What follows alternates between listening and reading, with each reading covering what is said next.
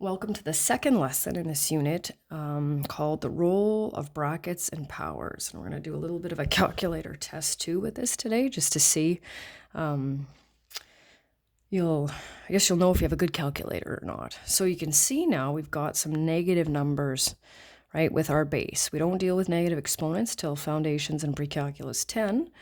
But we obviously do deal with some negative numbers here. So we're going to look at the same kind of a thing that we did before, right?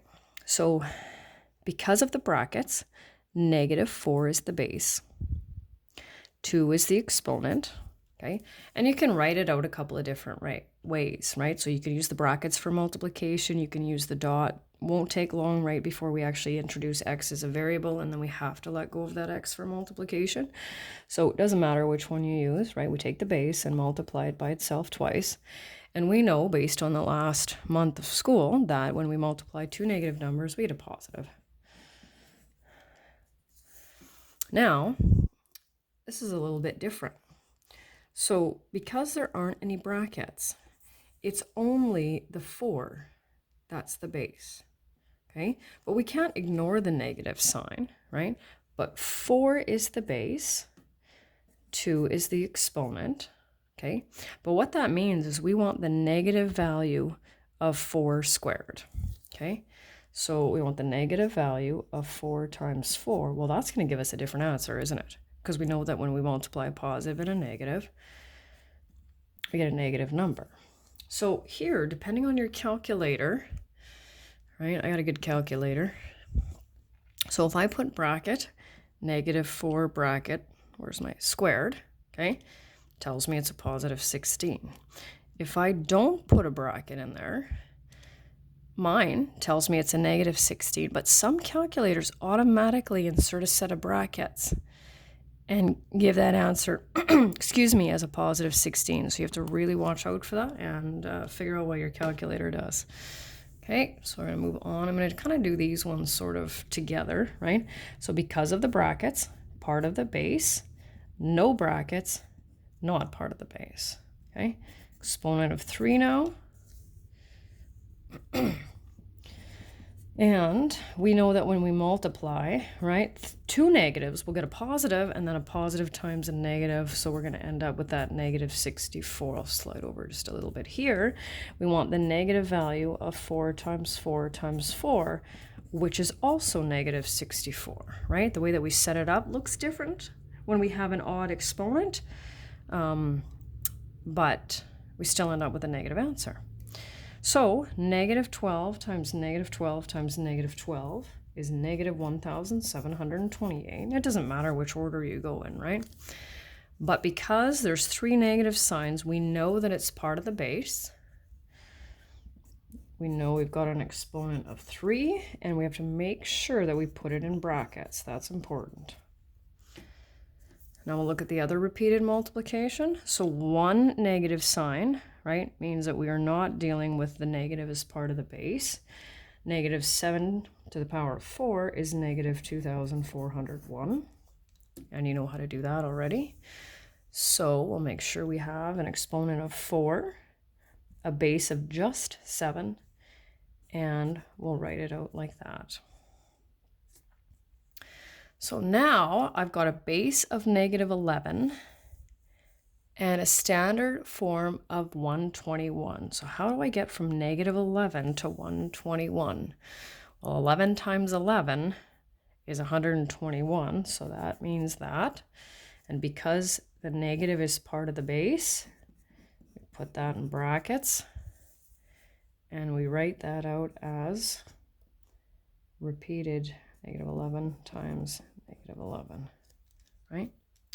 So if I want to get to a -25, and all I know is I have an exponent of 2, right? Can I have a base of -5? Well, -5 times -5 is going to give me positive 25. That's not what I want. So it's got to be one of those, I don't know, sneaky ones, if you will, right? Where you write it out like that. And the way that I like to say it is I just say if there's a negative sign, no brackets, it's a guaranteed negative. Negative, no brackets, negative. And then we'll write that out like this. Times 5. Okay, So all this one asks is, will the final answer be positive or negative? It says do not evaluate. So some of these are fairly large powers and we don't need to worry about that. So of course, positive base, well, of course we know we're going to get a positive, don't we? It doesn't really matter if you want to do the P in the N or the positive and negative sign, doesn't specify, so we're good. So I've got a negative as part of the base and an even exponent. What is that going to mean? Well, when I'm multiplying pairs of negatives, I'm going to get a positive, right? So if I have 4 of them, I'm definitely going to end up with a positive. Negative, no brackets, negative. I think that's the easiest way. I don't know that for sure. So now I have a negative in the brackets, which means it's part of the base, but I have an odd exponent. So what does that mean? Well, once I've done pairs of them, right? So I can go a pair, I can go 2 pairs, 3 pairs to get to 6. I still have 1 negative left over, right? So that's going to be a negative, positive. We don't need to worry about that. Negative, no brackets, negative. Negative, no brackets, negative. What about this one? Negative, base, even exponent. What does that mean? It means we'll end up with a positive, negative base, odd exponent, and we'll end up with a negative. So we're going to set this up here. So we want a negative base with an even exponent. Okay, so let's pick a negative base. Doesn't matter. Okay, now I need an even exponent. What are we going to end up with? We're going to end up with a positive, right? Positive answer. The next one says negative base, odd exponent. Well, we'll end up with a negative because we're going to have 1 left over. And then the next one says to the left of the base is a negative sign. So base is positive, even, or odd. So what will those give us? Well, that's our negative, no brackets, negative. And the last one, right? Just going to do a little bit of a summary here just to see what happens. There's kind of a D's a new one. So looks a little funny, but I'll kind of explain it when we get there. So do this. I think I'm going to kind of go a little bit down instead. It's probably easier, right? There's that one. Negative part of the base. Negative sign in front. So we can see, if you look at B and D, you can see there's a clear difference, right, in where that right bracket is. So here, right, it's in between the 5 and the 4, and here it's to the right of the 4. So D is actually the same as C. And what do you think the brackets could mean there? Or could and do, I guess, right? Really what the brackets there mean are actually multiplication, and it looks funny when we just have 1 because we're clearly not multiplying. I'm just making some up here, right? That's basically what it means. And so we still have to treat it as the negative value of 5 times 5 times 5 times 5. That's what we need to do. So it's the same as C. Hopefully I said that right. So we're going to have a positive here, and we're going to have a positive here, a negative there, and a negative there.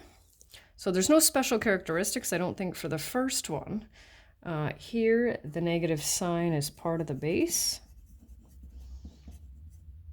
Negative sign is part of the base. And then for this one, the negative sign is not part of the base.